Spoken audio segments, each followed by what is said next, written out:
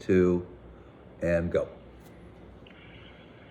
One of the worst things I did for myself was to portray this as a show, to pretend it not be real when it's all based on reality. But even that was done to disassociate and cope, to pretend it not be happening because it all seems too stupid to be real.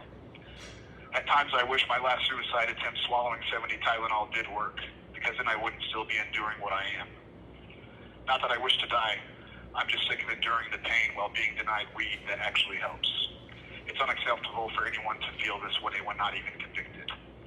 They know their practices kill, though it's not directly, only by ignorance, so they claim to be innocent. But even when it is direct, they protect their own for the facade of justice projected to the masses. I'm going to rape your ass with a broomstick, I was told, with multiple officers present, as my clothes were cut off of me, and I'm tied to a table with another stating, "You're a privileged racist faggot," as he also comments on my penis size.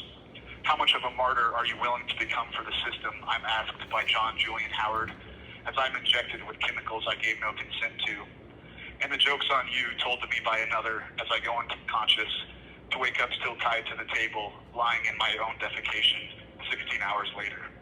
I'm not afraid to lose my job over your ass, stated to me as I'm strangled with the seatbelt, with more officers still standing by doing nothing. I won't tell you what race they were, because it is not their race that matters. They say they're scared of what I might do, but not of a single one that has gotten away with what they've done to me. My case of alleged threat was dismissed once. Prosecution refiled while still refusing to acknowledge a 35-minute chokehold of myself.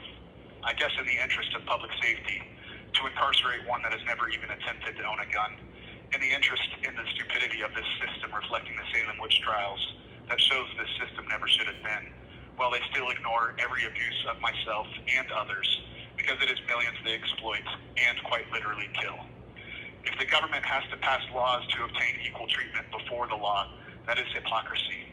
People use others' attitudes as an excuse for an action to let others endure more abuse that created the attitudes and words they say they're scared of. The church thus far has ignored with only thoughts and prayers to say it's God's will to let others abuse to the extent that it drives to suicide. Schools teach in elementary freedom of speech, religion, expression, and press, for the law that governs the schools to then label you a criminal for titling a video rather than abusive justice be shot than another innocent child. Doesn't their acceptance of abuse state they would rather indirectly kill than to ever let their abusive actions become known, to be held equally accountable before the law that they pretend is just?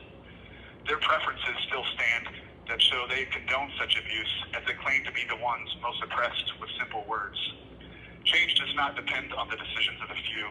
Change depends on direct action through mobilization of masses of people in order to obtain justice. This isn't justice. It's murder by inaction and directed suicide. They never should have taught me such education if I am not able to hold such a right to publicize a prayer or state a preference of rather, while they have let others do the same to me, and far worse, without consequence.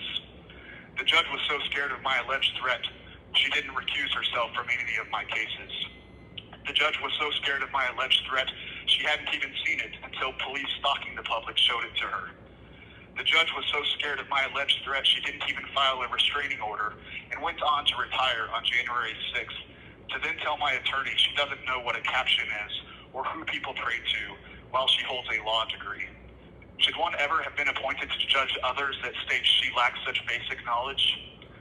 Reading stories such as Stonewall, you learn the socialist left went out looking to be oppressed and were disappointed when it wasn't found because it got in the way of moving their agendas forward. They even admit to it. There is little difference here. But hey, at least a prosecutor gets to put another notch on his belt at the cost of human life, while ignoring countless acts of reported physical and sexual abuse. So someone else knows in case I go, if I try again, versus only this system that has only ever pretended to care, while continuing to inflict miscarriage of justice that quite literally kills.